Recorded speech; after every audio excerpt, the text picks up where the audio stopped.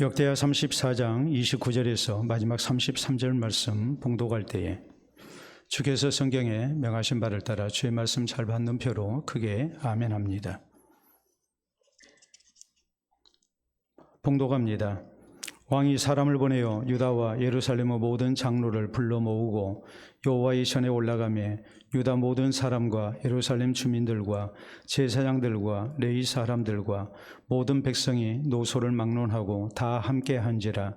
왕이 여호와의 전 안에서 발견한 언약책의 모든 말씀을 읽어 무리의 귀에 들려주고 왕이 자기 처소에 서서 여호와 앞에서 언약을 세우되 마음을 다하고 목숨을 다하여 여호와를 순종하고 그의 계명과 법도와 율례를 지켜 이 책에 기록된 언약의 말씀을 이루리라 하고 예루살렘과 베냐민에 있는 자들이 다 여기에 참여하게 하며 예루살렘 주민이 하나님 곧 그의 조상들의 하나님의 언약을 따르니라. 이와 같이 요시아가 이스라엘 자손에게 속한 모든 땅에서 가증한 것들을 다 제거하여 버리고 이스라엘의 모든 사람으로 그들의 하나님 여호와를 섬기게 하였으므로 요시아가 사는 날에 백성이 그들의 조상들의 하나님 여호와께 복종하고 떠나지 아니하였더라. 아멘. 시대를 초월하여 우리 그리스도인들이 꼭 기억해야 할 중요한 신앙 격언이 있습니다. 기독교가 세상을 변화시키지 못하면 세상이 기독교를 변질시킬 것이다 라는 신앙 격언입니다. 우리 그리스도인이 또 교회가 세상 가운데서 그 사명을 다하지 못하고 세속화되는 것이 얼마나 위험천만한 일인가를 경고하고 있는 격언입니다. 그러나 안타깝게도 오늘날 교회는 상당 부분 세속화되고 말았습니다. 부끄럽게도 우리나라도 예외가 아닙니다. 그래서 오늘날 우리가 자주로 들어야 하는 말이 있습니다. 교회가 세상을 염려하는 것이 아니라 세상이 교회를 염려한다라는 말입니다. 세상을 바로 이끌어야 할 교회가 세속화되고 부패한 가운데 사람들에게 지탄의 대상이 되고 만 것입니다. 오늘 10월 마지막 주일은 전 세계적으로 지키는 종교개혁주일입니다. 1517년에 일어난 종교개혁주일, 그래서 올해로 제507주년을 맞이했습니다. 1517년 10월 31일 개혁자 마틴 루터에 의해서 시작된 종교개혁을 시대마다 계승하기 위해서 우리가 지키고 있는 주일입니다. 그러므로 종교개혁 기념주일이 아니라 종교개혁주일이라고 말을 합니다. 따라서 우리 모두 오늘 종교개혁주일을 맞이해서 마땅히 하나님 앞에서 또 사람 앞에서 바른 신앙생활을 하고자 더욱 힘써야 합니다. 오늘 본문 성경은 유다의 요시아 왕 때에 있었던 종교개혁의 모습을 우리에게 전합니다. 당시 요시아 왕은 성전을 수리하다가 하나님의 언약책을 발견했습니다. 하나님의 언약책은 하나님의 율법책을 말합니다. 오늘로 말하자면 성경을 발견한 것입니다. 그러자 요시아 왕은 모든 백성들을 성전에 모이게 합니다. 그리고 언약책의 모든 말씀을 읽어 듣게 합니다. 31절에 보면 또 성경은 이렇게 말씀합니다. 왕이 자기 처소에 서서 여호와 앞에서 언약을 세우되 마음을 다하고 목숨을 다하여 여호와를 순종하고 그의 계명과 법도와 율례를 지켜 이 책에 기록된 언약의 말씀을 이루리라 하고라고 했습니다. 성전을 수리하다가 발견된 하나님의 언약책, 즉 하나님의 말씀인 율법책을 통해서 종교개혁을 이렇게 선포한 것입니다. 그래서 하나님을 향한 신앙을 새롭게 합니다. 또 나라를 새롭게 했습니다. 그러므로 사랑하는 성도 여러분, 우리 모두도 본문 성경을 통해서 이 시대 우리 성도가 힘써야 할 종교개혁의 모습이 어떠해야 하는가를 살펴봐야 합니다. 그래서 이 시대 우리도 요시아 왕과 또 그 백성들처럼 하나님의 언약의 말씀을 이루는 가운데 바른 신앙생활을 힘써야 합니다. 이 종교개혁이 이 시대에 우리를 통해서 나타나게 해야 합니다. 그러면 우리 성도는 하나님의 언약의 말씀을 이루는 종교개혁을 위해 어떤 신앙 자세를 가지고 있어야 합니까? 우리는 첫째로 오직 하나님의 언약의 말씀인 성경 중심의 신앙생활을 힘써야 합니다. 29절에 보면 왕이 사람을 보내어 유다와 예루살렘의 모든 장로를 불러 모았다고 했습니다. 그리고 30절에 여호와의 전에 올라가매 유다 모든 사람과 예루살렘 주민들과 제사장들과 레위 사람들과 모든 백성이 노소를 막론하고 다 함께한지라. 왕이 여호와의 전 안에서 발견한 언약책의 모든 말씀을 읽어 무리의 귀에 들려주고, 이어진 31절에 보면 왕이 자기 처소에 서서 여호와 앞에서 언약을 세우되 마음을 다하고 목숨을 다하여 여호와를 순종하고 그의 계명과 법도와 율례를 지켜 이 책에 기록된 언약의 말씀을 이루리라라고 했다고 성경은 기록하고 있습니다. 요시야 왕 시대의 종교개혁은 성전을 수리하다가 발견된 하나님의 말씀인 언약책, 즉 율법책에 의해서 시작이 되었습니다.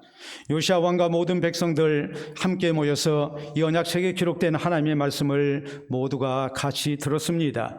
그리고 이 하나님의 말씀대로 살 것을 다짐합니다.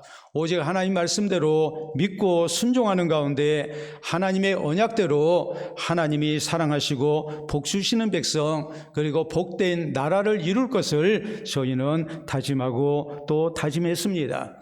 그렇기 때문에 오늘 이 시대 우리 성도의 종교개혁도 그 근본이, 그 시작이 오직 하나님의 언약의 말씀인 성경 중심으로 나타나야 됨을 우리가 먼저 기억해야 합니다. 우리의 신앙생활의 터전이 하나님의 말씀 바탕으로 되어져야 되고, 성경 말씀이 우리에게 가르치는 대로 믿고 성경 말씀이 우리에게 명령하시는 대로 우리가 살고자 하는 이런 다짐 속에 이제 나타나야 합니다. 우리가 성경을 보면 하나님께서는 애굽에서 노예 생활하던 이스라엘 백성들을 불러내시고 그리고 저희에게 약속하신 가나안 땅으로 인도해 가십니다. 이때 하나님은 이스라엘 백성들이 광야 생활할 때에 저희에게 십계명의 돌판을 주셨습니다. 십계명의 돌판은 다름이 아니라 하나님이 이스라엘 백성들에게 주신 율법의 이런 기본이 되는 하나님이 주신 계명을 새긴 돌판이었습니다. 그리고 이것을 하나님의 임재의 상징인 궤를 만들게 하시고 거기에 보관케 하셨습니다. 그러므로 이것을 가리켜서 하나님의 언약의 말씀을 보관했다 해서 하나님의 언약궤라고 부릅니다. 그리고 이스라엘 백성들이 광야 생활을 할 때 약속하신 가나안 땅을 향해 나아갈 때에 철저하게 언약궤의 인도를 따라서 저희로 행진하게 했습니다. 언약궤가 가는 곳에 저희는 따라갔고 언약궤가 멈추는 곳에 머물러서 장막을 치고 거기 거주했습니다. 이런 일을 통해서 하나님은 하나님의 부르심을 받고 구원의 백성으로 이제 택하심을 받은 주의 백성들은 하나님 나라 천국 가기까지 철저히 하나님의 말씀에 인도를 따라야 됨을, 그리고 거기에 순종해야 됨을 우리에게 예표적으로 보여주셨습니다. 그러므로 성경이 가르치는 대로 우리가 믿어야 되고 또 성경이 가르치는 대로 우리가 순종하는 신앙생활을 해야 합니다. 그래야 구원받기에 합당한 백성인 것을 우리가 잊어서는 안 됩니다. 이스라엘 역사를 놓고 볼 때 이런 하나님의 말씀을 떠났을 때에 저희의 신앙이 부패했고 타락했습니다. 그러므로 이스라엘 역사에 있었던 몇 번의 종교개혁은 철저하게 하나님의 말씀을 근본으로 했음을 우리에게 증거합니다. 여호사밧 왕 때 종교개혁이 일어납니다. 여호사밧 왕은 제사장들과 성경학자들을 각 성에 보내서 하나님의 말씀을 백성들에게 가르치게 합니다. 그래서 하나님을 바로 섬기도록 했습니다. 느헤미야서 8장에 보면 당시의 종교개혁이 또 일어납니다. 이때의 제사장이요 성경학자인 에스라를 통해서 백성들은 하나님의 말씀을 듣고 깨닫는 가운데 저희가 하나님 앞에 바른 신앙생활을 했음을 성경은 우리에게 말씀합니다. 1517년 마틴 루터에 의해서 시작된 종교개혁도 오직 하나님의 언약의 말씀인 성경 중심의 신앙생활을 하기 위해 시작이 되었습니다. 당시 로마 가톨릭, 오늘날의 천주교는 성경과 상관없는 신앙생활을 강요를 했습니다. 신부들 외에는 성경을 가질 수가 없었습니다. 이들은 성경대로 가르친 것이 아니라 성경에 없는 것을 가르쳤습니다. 예수 그리스도를 구주로 믿음으로 우리의 모든 죄가 용서받고 구원받을 수 있음에도 불구하고 예수님의 어머니 마리아나 교황을 통해서도 우리가 구원받을 수 있다고 가르칩니다. 또 우리가 오직 예수 그리스도의 속죄 사역을 믿고 진실되게 하나님 앞에 내 죄를 회개함으로 우리가 용서받을 수 있음에도 불구하고 저희는 선행을 통해서 혹은 고행을 통해서 우리의 죄가 용서받을 수 있고 구원받을 수 있다고 가르쳤습니다. 심지어는 교황청에서 발행한 면죄부를 우리가 많은 돈을 주고 사면 구원받을 수 있다고 가르칩니다. 죽은 사람의 영혼까지도 지옥에서 천국으로 옮겨질 수 있다고 면죄부를 팔아먹었습니다. 이런 모든 것들은 성경에 없는 내용들입니다. 1511년 루터가 로마를 방문했습니다. 유명한 빌라도의 계단을 루터는 무릎으로 기어 올랐습니다. 빌라도의 계단은 예수님께서 로마 총독인 본디오 빌라도에게 재판받으실 때 오르셨던 계단입니다. 후에 로마가 기독교를 공인한 후에 이 계단을 거룩한 계단이라고 하면서 로마로 옮겼습니다. 예루살렘에 있는 것을 로마로 옮겨온 것입니다. 교황청에서는 이 거룩한 계단, 28계단으로 된 거룩한 계단을 무릎으로 기어오르면서 주기도문을 외우면 죄를 용서받고 구원받을 수 있다고 가르쳤습니다.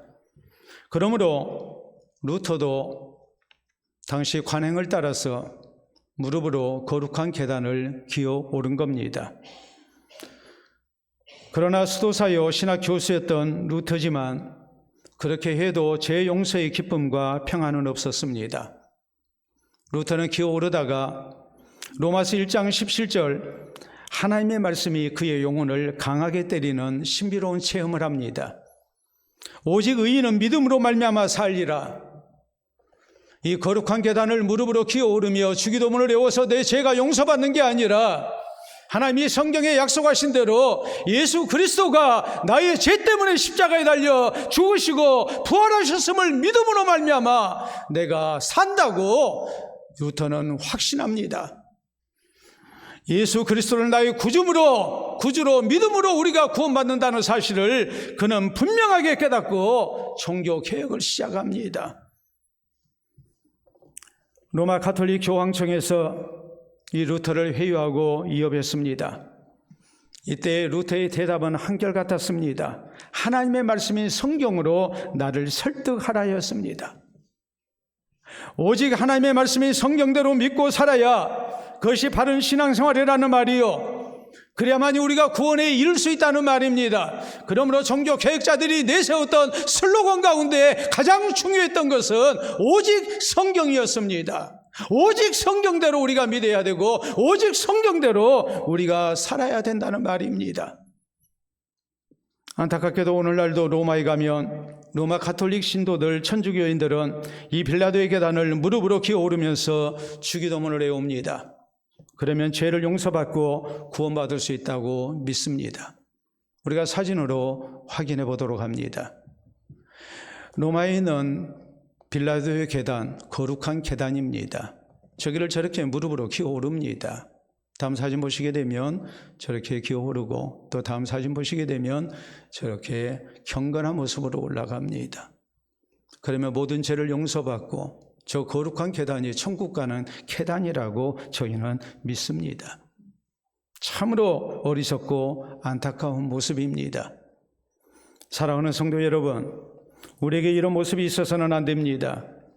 우리 모두 하나님의 언약의 말씀인 성경 중심의 신앙생활을 힘써야 합니다. 성경이 가르치는 대로 믿고 성경이 가르치는 대로 순종해야 합니다. 오직 예수 그리스도를 나의 구주로 믿음으로 우리가 죄를 용서받고 구원받음을 우리는 잊지 말아야 됩니다. 오늘 종교개혁주일에 이 신앙 고백이 다시 한번 우리 모두에게 있어야 합니다. 그래서 언약의 말씀을 이루고 하나님께서 언약하신 대로 구원 얻기에 합당한 우리 모든 성도들이 될 수 있기를 바랍니다. 두 번째로, 우리는 하나님 앞에서 진실된 모습으로 하나님의 언약의 말씀을 이루는 신앙생활을 힘써야 합니다. 31절에 보면 왕이 자기 처소에 서서 여호와 앞에서 언약을 세우되 마음을 다하고 목숨을 다하여 여호와를 순종하고 그의 계명과 법도와 율례를 지켜 이 책에 기록된 언약의 말씀을 이루리라 하고라고 했습니다. 백성과 왕 사이에 언약이 이루어진 게 아니라 하나님 앞에서 왕과 백성들이 언약을 한 겁니다. 마음을 다하고 목숨을 다하여 여호와를 순종하고 그의 계명과 율례를 지켜 이 책에 기록된 언약의 말씀을 이루리라고 저희는 약속했습니다. 하나님 앞에서 진실된 모습으로 하나님께 순종하겠노라고, 하나님의 말씀대로 믿고 살겠노라고 약속합니다. 사실 요시야 왕을 비롯한 유다 백성들은 그동안 하나님을 섬기지 않은 것이 아니었습니다. 저희는 하나님께 예배를 드렸고 또 찬송하고 기도했습니다.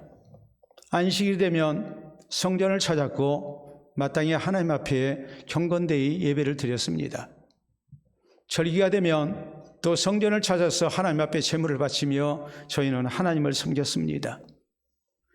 그러나 거기에 진실이 없었습니다. 형식적이고 습관적인 신앙생활을 했을 뿐입니다. 그러므로 이제는 하나님 앞에서 진실된 모습으로 하나님을 섬기며 순종하겠노라고, 하나님 말씀대로 살겠노라고 다짐합니다.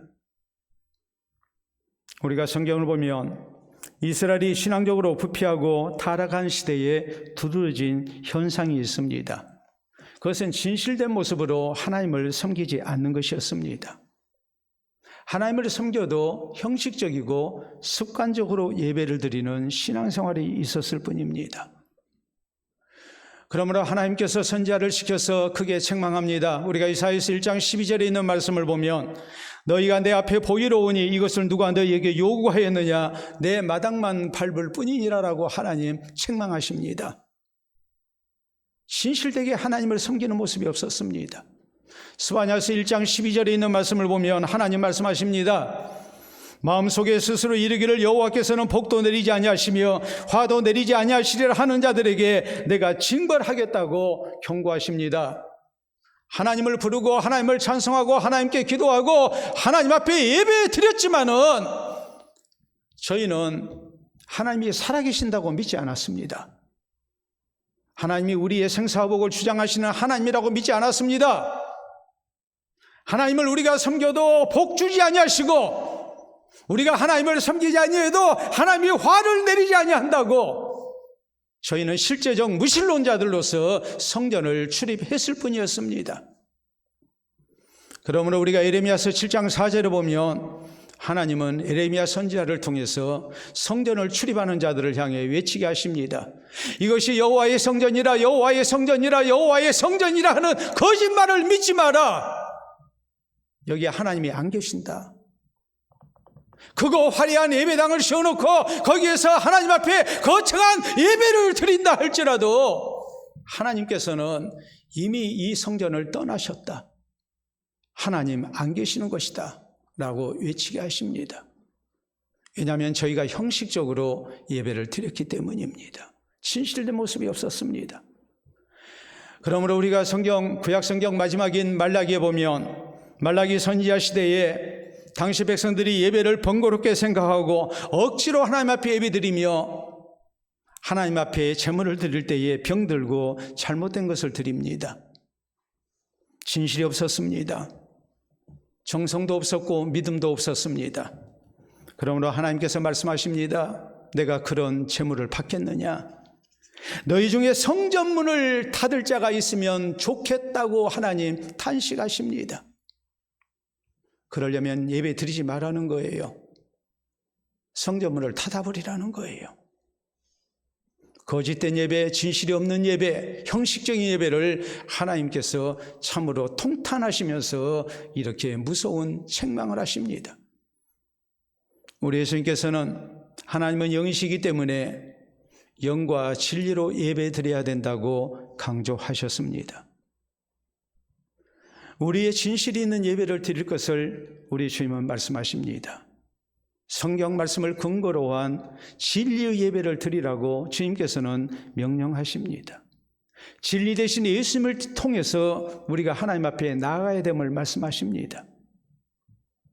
한편으로 우리 예수님은 바리새인들의 외식적이고 형식적인 신앙생활을 책망하십니다. 열심으로 구제하고 기도하고 금식했지만 이 모든 것은 하나님 앞에서 하는 모습이 아니었고 사람들에게 보이기 위해서 했던 일이었음을 주님은 지적하십니다. 바울 사도는 고린도전서 14장 15절에 이렇게 말씀합니다. 내가 영으로 기도하고 또 마음으로 기도하며 내가 영으로 찬송하고 또 마음으로 찬송하리라. 내 진실된 마음을 다해서 하나님 앞에 기도하고 찬송하겠다고 다짐합니다. 종교개혁 당시에 로마 가톨릭은 성당을 화려하게 지었습니다.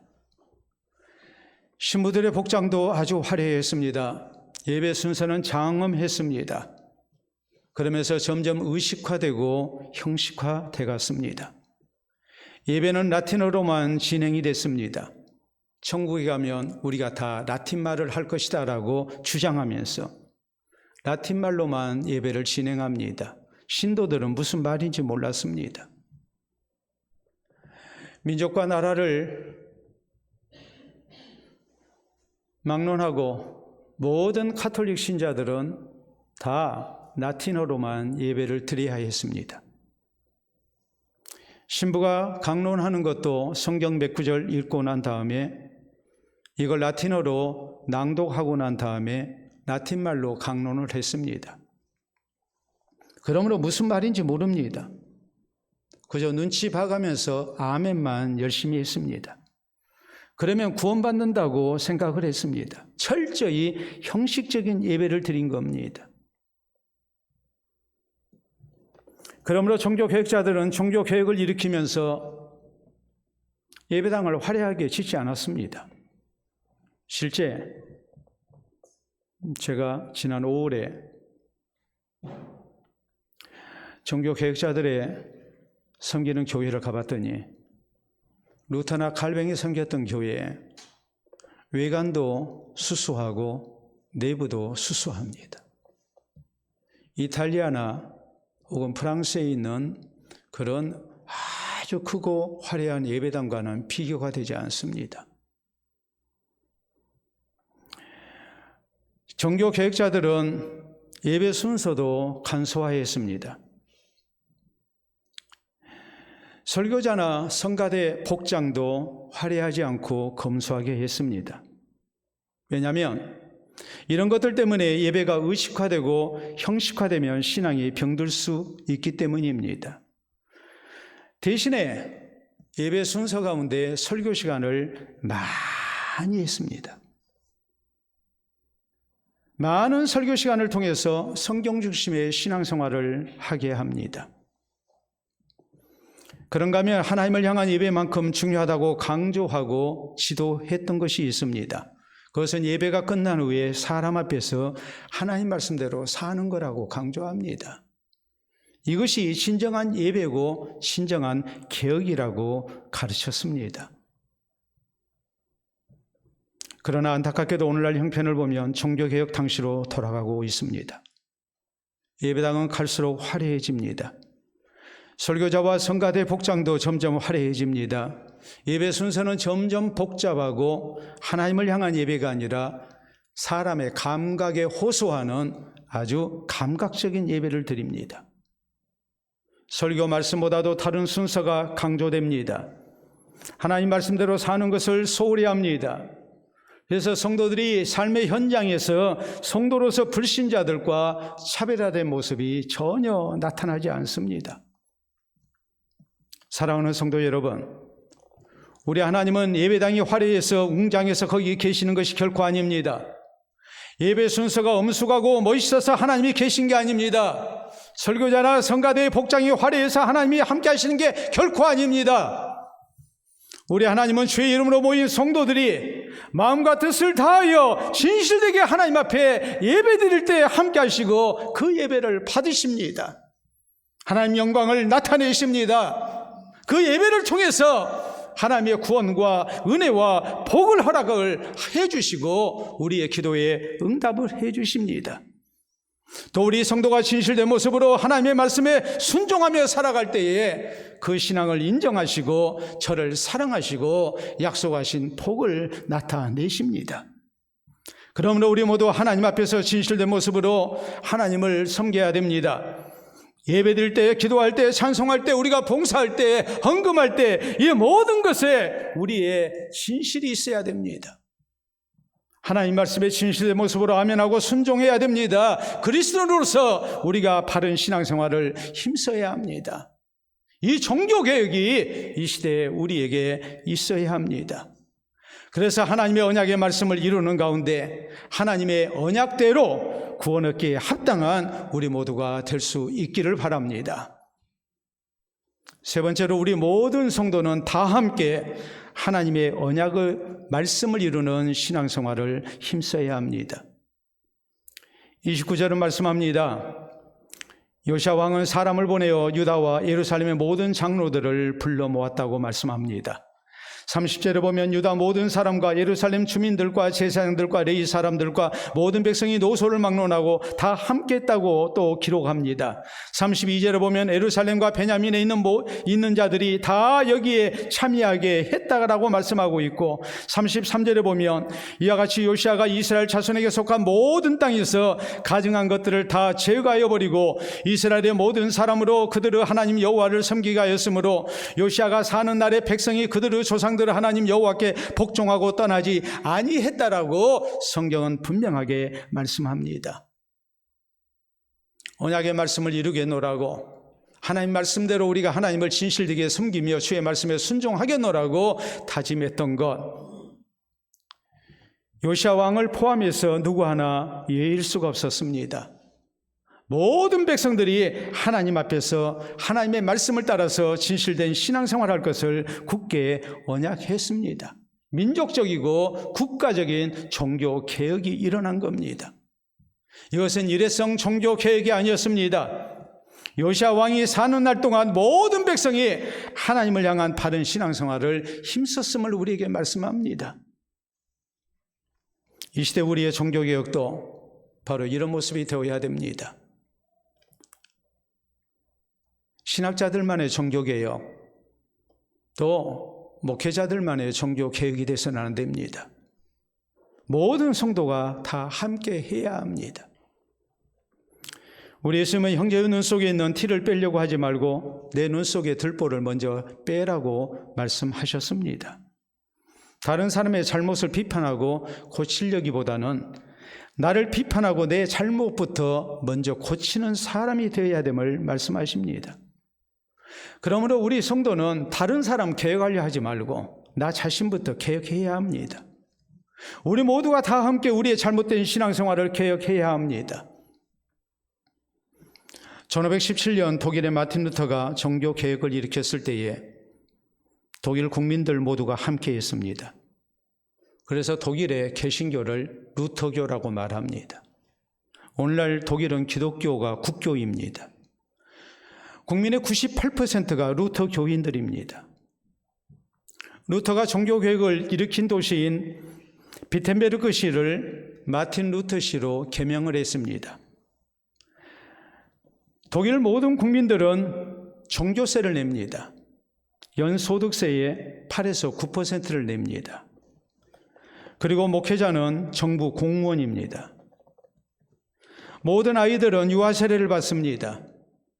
13세가 되면 1년간 일주일에 2시간씩 총 100시간을 성경 공부를 합니다. 그래야만이 입교할 수 있습니다. 정식으로 교인이 될 수 있습니다.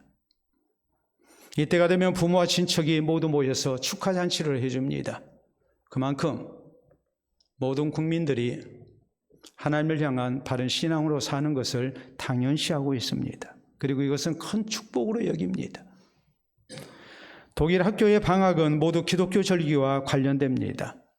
추수감사주일 그리고 성탄절, 부활절이 되면 2주간씩 방학을 합니다. 그리고 하나님을 바로 섬기는 훈련을 받습니다. 루터 한 사람으로부터 시작된 종교개혁에 모든 국민이 동참하는 가운데 기독교 국가를 건설하고자 애쓰고 있는 것입니다.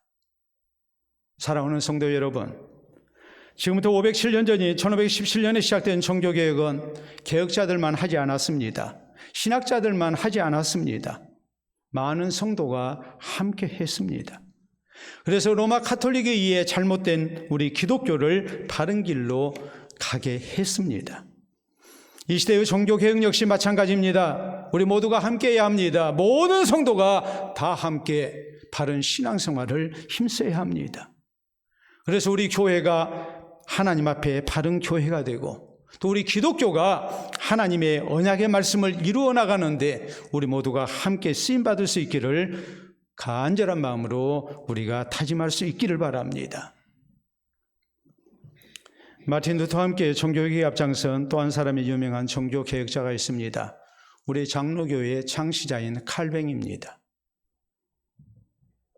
칼뱅이 종교개혁을 일으켰을 때에 로마 카톨릭의 교황의 체포령이 내렸습니다. 그래서 종교개혁의 동지들이 이렇게 피신을 갈 수밖에 없었습니다. 이때 칼뱅은 동지들에게 이렇게 격려합니다. 사람보다 하나님을 섬기는 것이 낫습니다. 만일 우리가 사람을 기쁘게 하고자 한다면 그들에게서 분명 배반을 당할 것입니다. 하지만 높으신 하나님을 섬기며 기쁘시게 한 일이므로 그분은 우리에게 합당한 상급을 주실 것입니다. 그러면서 개혁의 동지들을 격려합니다. 그리고 칼뱅은 이런 유명한 말을 남깁니다. 나의 심장을 주님께 제물로 바칩니다. 내가 죽는다 할지라도 나름 바른 신앙을 지켜나가겠습니다. 나는 개혁적인 바른 신앙생활을 힘쓰겠노라고 다짐합니다. 그래서 이때 만들어진 문장이 있습니다. 칼뱅의 신앙 고백을 나타낸 상징적인 표지이죠. 우리가 한번 보도록 하겠습니다. 저것은 2009년이 칼뱅이 태어난 지 500년이 되는 해인데 칼뱅에서 500이라고 적어져 있죠. 두 손으로 심장을 이렇게 감싸고 있는 모습입니다. 칼뱅이 자신의 심장을 하나님께 드리는 모습입니다. 둘레에 새겨진 글은 이것입니다. 주님께 나의 심장을 드리나이다. 바로 그리고 신실하게라는 말입니다. 이 신실한 칼뱅의 헌신을 통해서 우리 기독교가 하나님의 언약의 말씀을 이루는 데 크게 힘을 얻었습니다. 그리고 오늘 우리가 하나님의 언약의 말씀을 따라서 신앙생활을 하고 있는 것입니다. 그러므로 사랑하는 성도 여러분, 이제 오늘 종교개혁주의를 맞이해서 이 시대를 살아가는 우리 성도에게도 다시 한번 종교개혁이 있어야 합니다. 오늘 이 종교개혁이 종교개혁 기념주일이 아닌 종교개혁주일이 되도록 우리가 바른 개혁을 하는 성도가 되어야 됩니다. 오직 하나님의 언약의 말씀인 성경 중심의 신앙생활을 해야 됩니다. 성경대로만 믿고 성경대로만 우리가 사는 성도가 되어야 됩니다. 하나님 앞에서 진실된 모습으로 바른 신앙생활을 힘써야 합니다. 우리 모두가 다 함께 하나님의 말씀을 따라 바른 신앙생활을 힘써야 합니다. 그래서 하나님과 사람 앞에서 바른 신앙생활을 힘쓰는 가운데 예수 그리스도의 바른 복음을 널리 증거하는 데 귀하게 쓰임을 받는 우리 모든 성도와 우리 교회 될 수 있기를 우리 주님의 이름으로 축원합니다. 우리 함께 기도합니다. 오늘 나의 잘못된 신앙생활을 다시 한번 돌아보며 하나님 앞에 바른 신앙생활할 것을 다짐합시다. 우리 교회가 혹시라도 세속화되지 않기를 위해 우리 함께 기도하고 또 함께 노력할 수 있기를 다짐합시다. 우리 대한민국 교회가 또 우리 개신교회가 다시는 부패하거나 세속화되거나 타락한 모습이 있지 않게 해달라고, 이 일을 위해서 우리가 함께 쓰임받겠노라고 또 주님 앞에 다짐합시다. 우리 함께 기도합니다.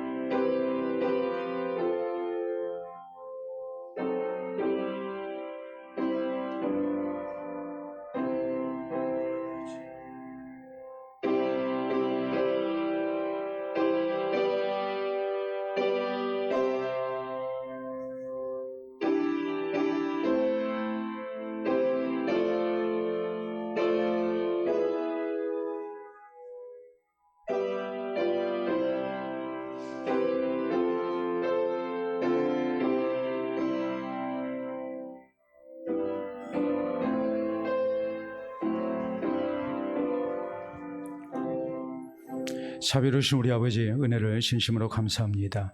하나님과 사람 앞에 참으로 부족한 신앙생활을 해왔던 우리들, 오늘 종교개혁주의를 통하여 다시 한번 하나님 앞에서 또 하나님의 말씀 앞에서 우리를 비춰보게 하시고 또 바른 신앙생활을 힘쓸 것을 다짐토록 해주시오니 감사합니다.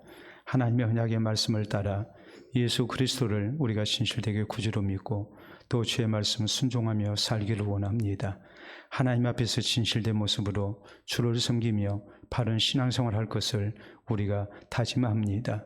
사람 앞에서 우리가 부끄럽지 않는 모습으로 진실된 그리스도인의 모습으로 우리가 또한 살아갈 것을 다짐합니다.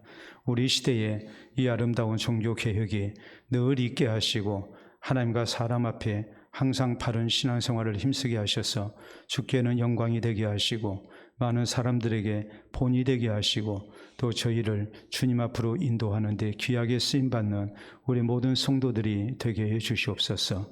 나부터 시작된 아름다운 신앙개혁이 있게 하여 주셔서 우리의 가정이 또 우리의 교회가 우리의 일터가 하나님께서 함께 하시고 영광 받으시는 아름다운 처소가 되게 하시고 우리 주님께서 기뻐하시고 사랑하시는 귀한 생명들이 가득 찬 것이 될 수 있도록 도와주시옵소서. 오늘의 귀한 종교개혁 다짐을 통하여서 우리의 신앙이 더욱 성숙되게 하시고 더욱 바른 모습으로 신앙생활 힘쓰게 하셔서 하나님 나라 구원에 넉넉히 이르는 우리 모든 성도들 되게 하시고 주님 앞에 칭찬 듣는 우리 교회 모습만 되게 하여 주시옵소서. 예수님 이름으로 기도하옵나이다. 아멘.